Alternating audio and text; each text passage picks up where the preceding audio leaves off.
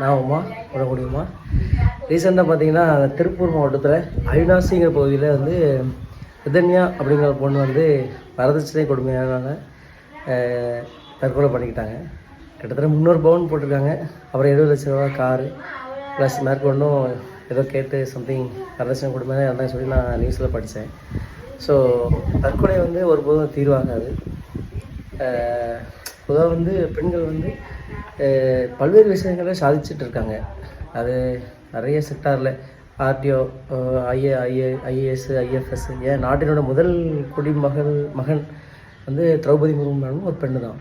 So பல்வேறு துறைகளும் சாதிச்சுட்டு இருக்கும்போது இந்த மாதிரி வரதட்சணை கொடுமையினால் இருக்கிறது வந்து ரொம்ப ஆச்சரியமாக இருக்குது. அதுவும் தமிழ்நாட்டில் இருக்கிறது ரொம்ப ரொம்ப ஆச்சரியமாக இருக்குது.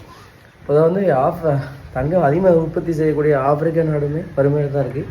தங்கத்தை அதிகமாக பயன்படுத்தக்கூடிய நம்ம தமிழக பெண்களுடைய நிலைமையும் இந்த வரதட்சணை கொடுமையினால் நிறைய தற்கொலையும் நடக்குது.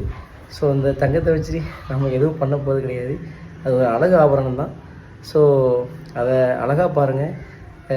இந்த மாதிரி வரதட்சணை கொடுமையினால் ஒரு பெண் தற்கொலை செய்வது ரொம்ப ரொம்ப ஆபத்தானது. அவங்களும் நிறைய கனவுகள்லாம் இருக்கும். ஆனால் தற்கொலை ஒருபோதும் தீர்வே ஆகாது. சாதிக்கலாம், முன்னேறலாம், வாய்ப்புகள் நிறைய இருக்குது. இது ஒரு சுதந்திரமான நாடு. தற்கொலை ஒருபோதும் தீர்வாகாது. ஸோ மகிழ்ச்சியாக வாழுங்க, சந்தோஷமாக வாழுங்க. இருக்கிறது ஒரு வாழ்க்கை தான். அந்த வாழ்க்கையும் கடவுளாக நம்மளாக எடுத்துக்கிட்டால் பிரச்சனை இல்லை. நாமளாக போய் வாண்டடாக தேடி போய் தற்கொலை பண்ணுறங்கிறது கண்டிப்பாக ஏற்றுக்கொள்ள முடியாது. தற்கொலை ஒருபோதும் தீர்வாகாது. நிறைய கவுன்சிலிங்லாம் கொடுக்குறாங்க. கண்டிப்பாக அதெல்லாம் பின்பற்றுங்க. இதை தவிர்க்கலாம், முன்னேறலாம். நன்றி, வணக்கம்.